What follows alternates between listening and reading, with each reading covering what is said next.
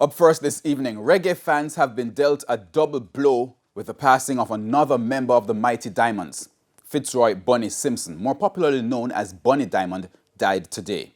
Kirk Wright has the details. The singer who died today in hospital reportedly fell ill at home in St. Catherine and was taken to get medical attention. We understand that Bunny Diamond suffered a stroke and died while being treated.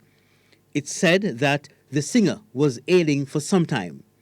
Musician Frankie Campbell says his death is another blow to the reggae industry. We didn't certainly expect to lose two iconic figures from one group in less than 4 days. And it's ironic that the group got the Order of Distinction, National Honors last year. He was there. All three members got the Order of Distinction. And we're very proud of them. And to think that 5 days ago we had a group still here with us, and now the lead singer Tabby and of course another original member today, just a few hours ago, died, Bunny Diamonds, and I mean it's really tragic and sad.